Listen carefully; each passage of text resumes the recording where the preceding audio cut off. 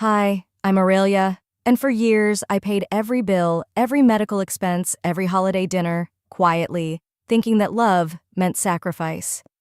But one afternoon, I came home with my husband and son and found our things dumped on the porch like garbage. They said, "We voted, you're out." The same family I fed, clothed, carried, erased me like I was never part of it. But what they didn't know is that I kept every receipt, every transfer, every lie. So before we begin, tell me in the comments, what time is it where you are, and have you ever felt like the outsider in your own family? I read every one. The house was already humming when I parked along the curb. From the sidewalk, I could see warm light spilling from the dining room windows, silhouettes moving back and forth. I hesitated, fingers resting on the door handle. In the back seat, Milo's head tilted against his booster. He had fallen asleep during the drive, one hand still clutching the little Lego man he brought everywhere. I didn't want to wake him. I also didn't want to walk in without him. I shook his shoulder gently. "Hey, bud, we're here." He blinked, rubbing his eyes. "Are they making cake?" I smiled, even though I already knew the answer was probably no. "Maybe." We stepped onto the porch together. I balanced the casserole dish in one hand, adjusted the strap on my bag with the other. My husband Dorian had offered to come, but I told him to rest. He'd been working double shifts all week. I figured, naively, that bringing Milo might soften the edges. Marlena, my mother, opened the door before we knocked. "Aurelia," she said, voice just polite enough, "you're a few minutes late." "I brought the garlic casserole you like," I replied. She didn't acknowledge the dish. Her eyes dropped to Milo, then flicked past us toward the street. "Shoes off at the entry." Inside, the smell of baked ziti and lemon cleaner clung to the air. The dining room table gleamed, 6 places set with polished silverware and napkins folded like fans.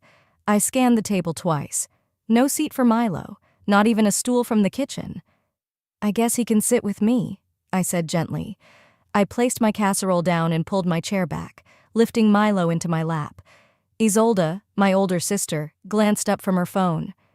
"You're going to let him eat off your plate? That's charming." "I'll make it work." Dinner began the way all our dinners did. Stiff smiles, clinks of silverware, conversation about safe things, weather, church events, the price of eggs. I sipped water and tried to keep my breathing even. Milo reached for pasta with his tiny fork, knocking over a breadstick. No one offered a napkin. Midway through the meal, Isolde stood. She held a cream envelope. "Mom, here's a little something from my bonus. Thought you could use it." Marlena took it with both hands, eyes glowing. "You're so thoughtful. Always have been." I chewed slower. Just 2 days ago, I had wired Mom $1,500 through the bank app. She'd called crying about car repairs and her rising electric bill.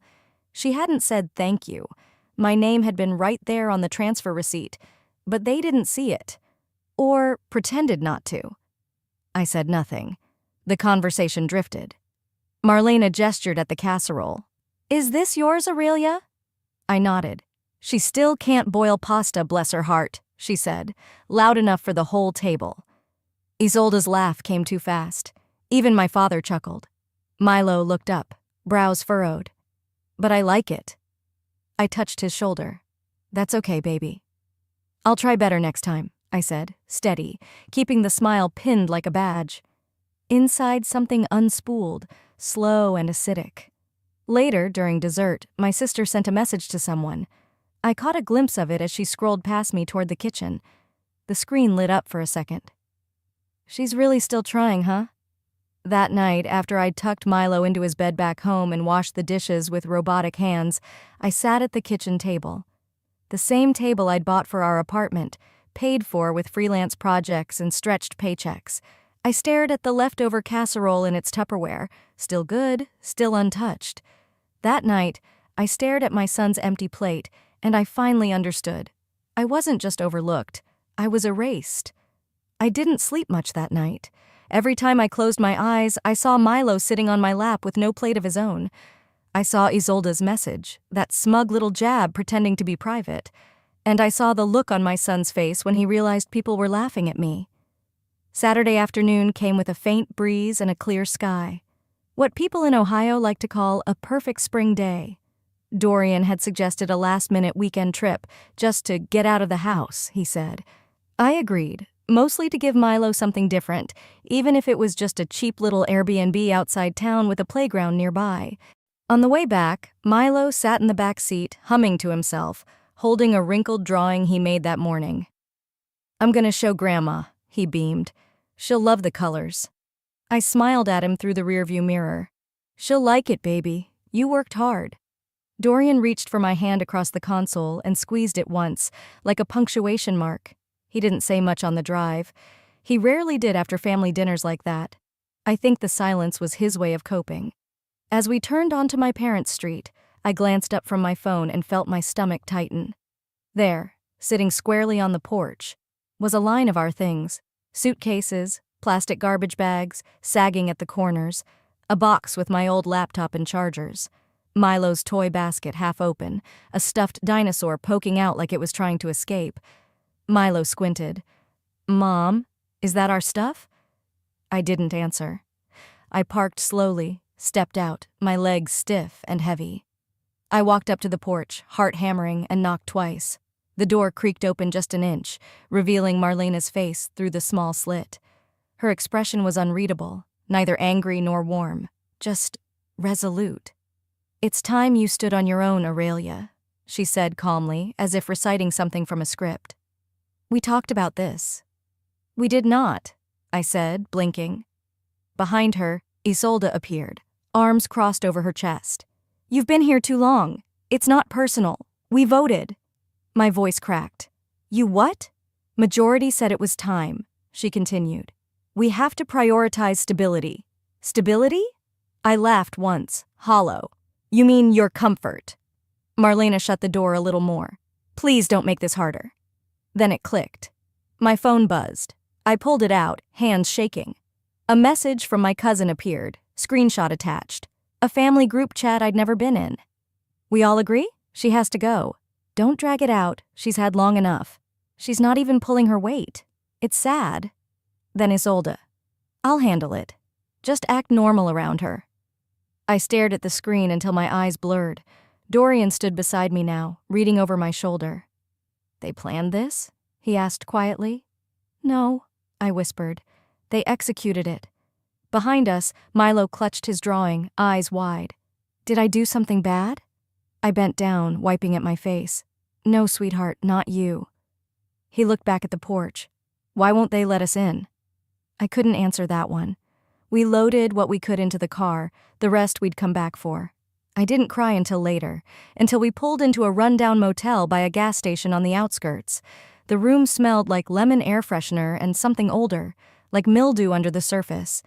Milo curled up on the bed beside me, already drifting off. Dorian sat in the corner, scrolling his phone, silent. I opened the family group chat. I scrolled past every name that had once called me niece, cousin, daughter. I read each message again, let them sear into me. Then I deleted it. Later that night, I looked at my sleeping son in the motel bed beside me and knew I couldn't keep pretending anymore. I didn't sleep much that night. Motel pillows always feel too flat, the air too dry, the silence too loud. Milo lay beside me, his chest rising and falling with the soft rhythm of a child who hadn't quite grasped the weight of what had happened.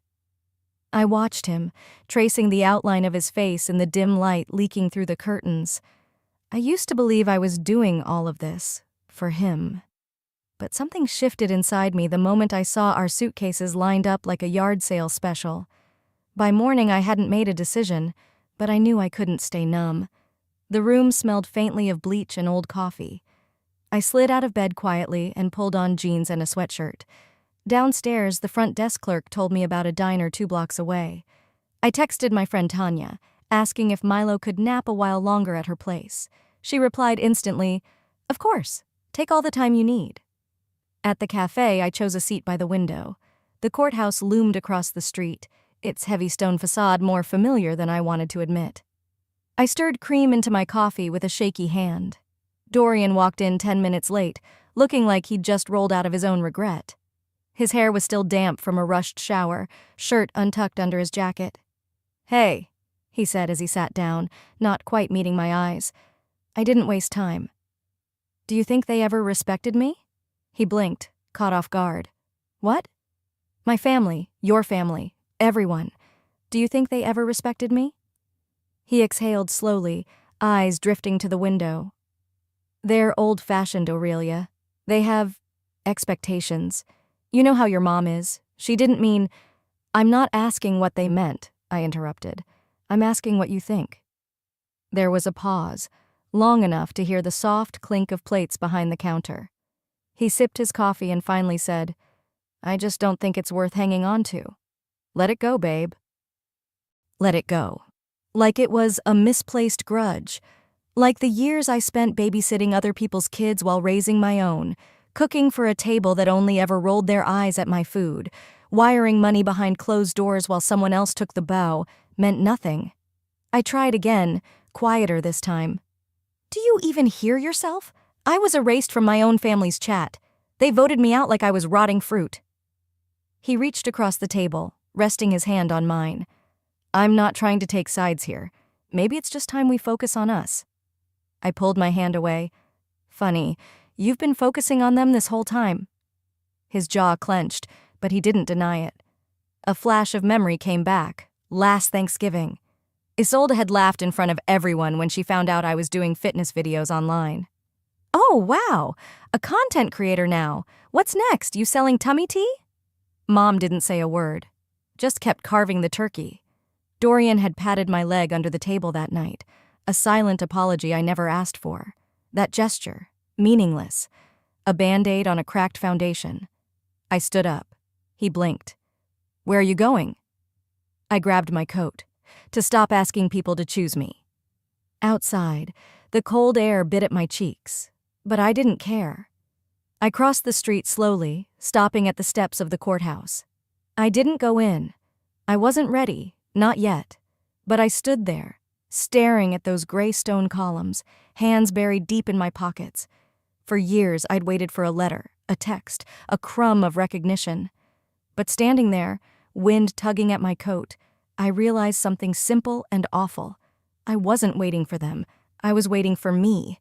Waiting to give myself permission to stop explaining, stop shrinking, stop accepting less than the bare minimum. I turned and walked back toward the motel.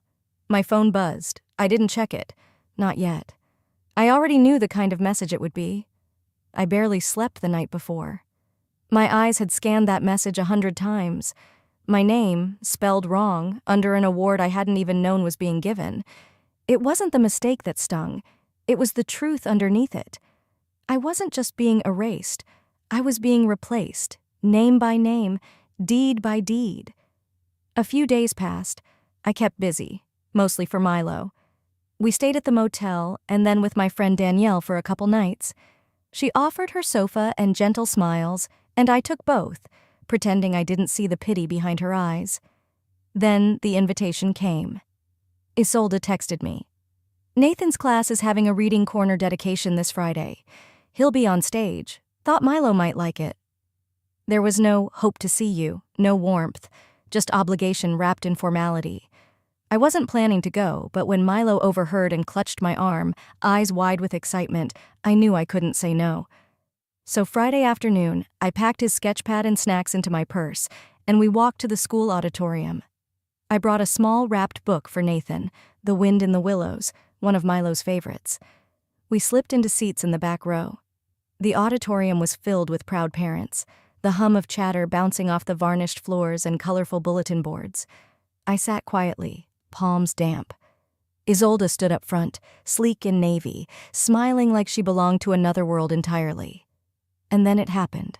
The principal stepped up to the microphone and cleared his throat. Before we begin, we'd like to thank a generous sponsor who made our new reading corner possible. A heartfelt thank you to Mrs. Isolde Greer. Applause. Even Milo clapped before glancing up at me, puzzled. But, Mommy, wasn't that from your business? I didn't answer at first. I just kept clapping, slowly, politely, like my hands didn't feel like they were burning. Then I leaned over and whispered, Sometimes when you give too much, people forget who gave it. He tilted his head. That's not fair. No, it wasn't. Isolde caught my eye. She didn't look away. In fact, she smiled, tight, knowing, and gave the slightest shrug, like daring me to ruin the moment. I didn't. I stayed for the ceremony. Milo beamed when Nathan read 2 lines on stage. I smiled too, like a well-trained extra in someone else's play. Afterward, I didn't go up to the family cluster. I walked straight outside and sat on a bench under a tree near the parking lot. I watched Milo draw a robot in his notebook while the spring wind rustled the paper. Later that evening, Zoe called. We hadn't spoken in a few weeks, but she had a way of sensing things, even through silence. "You sound tired," she said after I gave her the bare-bones version of the event. "I am, but not the kind you fix with sleep." She waited. She always waited. "I made the donation from the family account," I said. "Didn't even put my name on it because I thought, maybe if the results spoke for themselves." And she took the credit. She always does. Zoe was quiet then.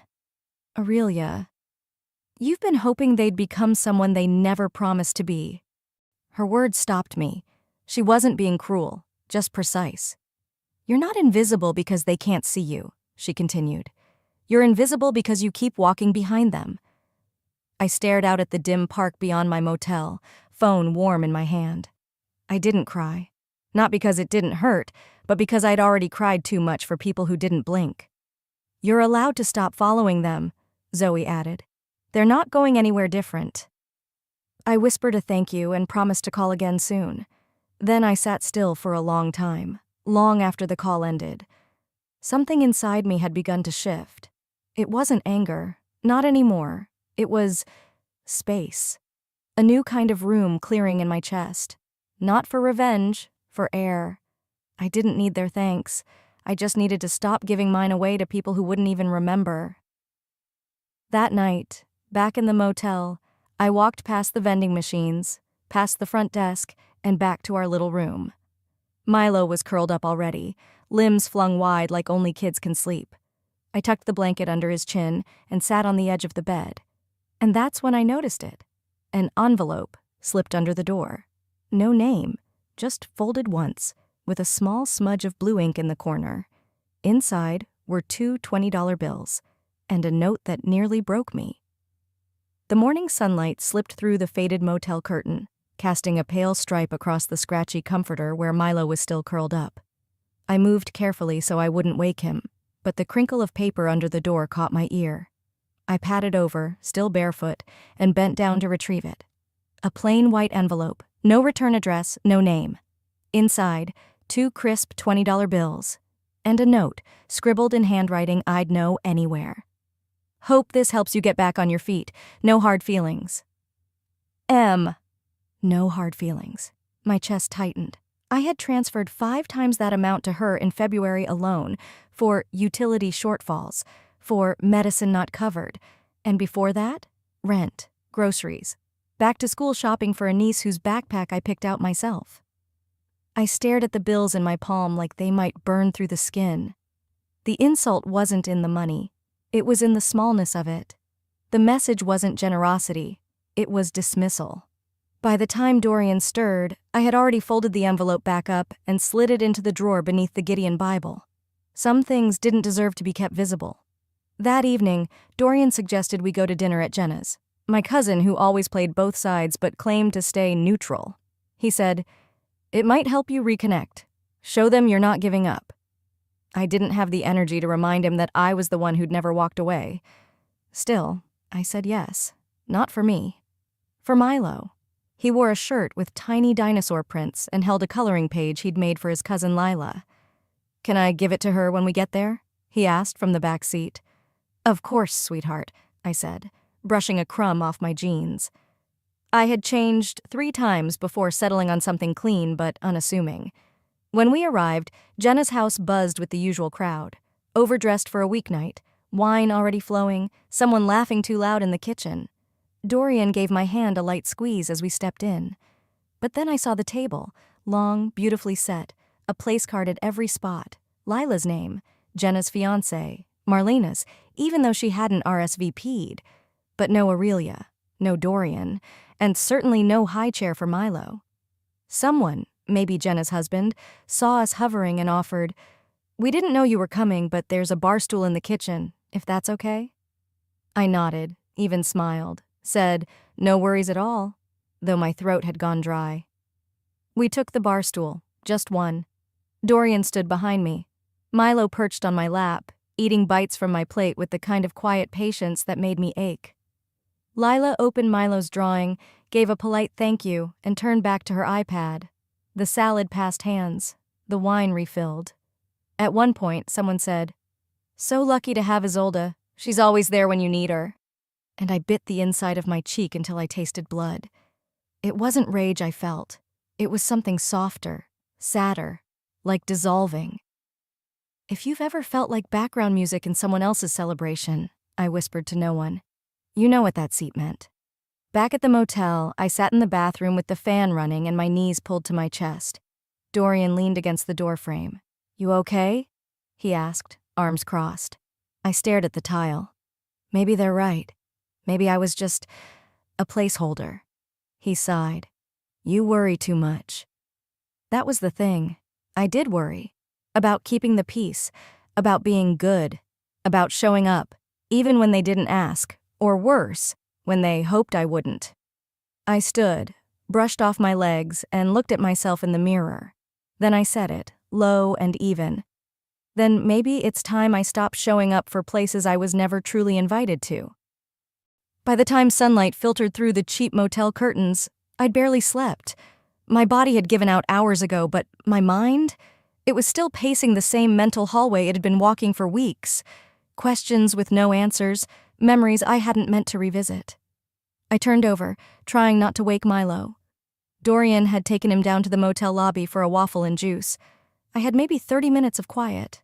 I opened my laptop, not because I had anything urgent to do, but because clicking through job boards somehow gave me the illusion of control. That's when I saw it. A forgotten folder buried inside an email chain from 2019. Subject line, "Draft Greer Estate for review." My breath hitched. I clicked. The will opened like a wound. In the first draft, my name sat clearly beside primary beneficiary. My grandfather's house, a modest 2-bedroom in Bexley, the one I used to mow the lawn for every summer, had been left to me. Then, just 6 months later, a second document appeared. Same header, same lawyer. But this time, my name was missing. Instead, Isolde's name had taken its place. I stared at the two files, toggling back and forth, not blinking. I remembered that season like it was yesterday, how I'd offered to help pay for Grandpa's new oxygen equipment. He'd been so grateful. But just weeks after I wired the funds, Isolde suddenly started dropping by his place more often. And she never came empty-handed, always with pastries and her old college friend who happened to practice estate law. I didn't cry, not this time. I forwarded the files to Monica, a former coworker who'd gone to paralegal school. I backed them up on a flash drive. I even uploaded them to cloud storage just in case. When they take everything from you, what's left is clarity. And I finally had it. Later that day, we were invited to a family lunch at my Aunt Elaine's. Dorian insisted we go. It was just lunch, he said. Maybe it would help smooth things out. The moment we walked into the backyard, I knew smoothing wasn't on anyone's mind. Isolde was already holding court near the grill, dressed like she was attending a fashion brunch rather than a casual get-together. Her daughter, Lila, unwrapped a box with a brand new rose gold iPad inside. The whole table clapped. Milo tugged at my hand, eyes wide. "That looks like the one we bought, Mom," he whispered. I leaned forward, narrowing my eyes. And there it was, still faintly stuck underneath, the white Amazon tag from our order 2 months ago, the one Dorian had signed for. I stood up, walked across the yard, took the iPad from Lila's hands, gently, and peeled off the tag. I held it up. "This belongs to me." Silence. Just birds chirping in the maple tree overhead. Isolde blinked, her smile barely twitching. "Oh, I thought it got delivered to our place by mistake." "Must have been a long mistake," I said, turning and placing the tablet back in its box. I didn't yell. I didn't accuse. I didn't need to. The silence I left hanging in the air said enough. That evening, Milo and I shared fries in the motel room while Dorian scrolled through his phone. I didn't press him. I didn't want another excuse about how families were complicated. Instead, I opened my laptop again. This time, I didn't click on job listings. I opened a blank video editor. "Hi," I said to the camera, voice calm, steady. "If you're a mom who's carried things no one ever acknowledged, this one's for you." After I uploaded that video, I didn't expect anything. Not really. I told myself it was just a way to clear my head, to move my body, maybe move through the ache. But within hours, messages trickled in. "Been carrying the same weight, sis. Thanks for saying it out loud." "You're speaking for all of us moms who hold it together in silence." Somewhere between checking on Milo's snack crumbs and folding laundry on the motel bed, I realized I hadn't just hit upload, I'd lit a fuse. That morning, I walked to a small cafe near the library to draft out my second video. It had rained earlier, so everything smelled like wet pavement and new beginnings. Milo was with a friend for a few hours, and Dorian had some errands. For once, the day felt light. Then I heard it. Her voice. Isolde. She was seated behind me, tucked in the corner with her back to the window. I don't think she saw me, but I saw her reflection in the glass, flawless as always, stirring cream into her coffee like the world owed her quiet. Her voice floated, sharp and dismissive. Of course I used her money. She's too soft to fight back. Always has been. My hand didn't shake as I reached into my bag and tapped the voice memo app. I didn't turn around. I didn't gasp or cry or throw my coffee. I just recorded. 42 seconds of the truth, plain and unfiltered. That was enough. Later that evening, Dorian and I arrived at the charity gala. I'd RSVP'd a week ago, even donated 3 boxes of canned food. It was a small community event, the kind where people wore their nicest shoes and their biggest smiles. I wore navy blue, simple, clean. We walked up to the check-in table. The woman holding the clipboard looked apologetic before she even spoke. "I'm so sorry. Your name isn't here, but Isolde Greer is listed as a gold donor. Maybe she can confirm?" My throat didn't tighten. My chest didn't burn. I just nodded once and handed her the bags. "Let her have the spotlight," I said quietly. "I found better lighting." And with that, I turned around. Outside, the parking lot glistened from the earlier drizzle. I leaned against the car, unlocked my phone, and tapped the red arrow. The audio clip uploaded in under a minute.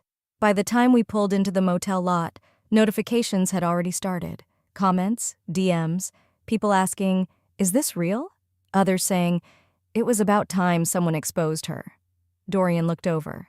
"You're not worried this'll blow up?" I looked at him, calm. "It's already blown up. I'm just making sure the fire's seen."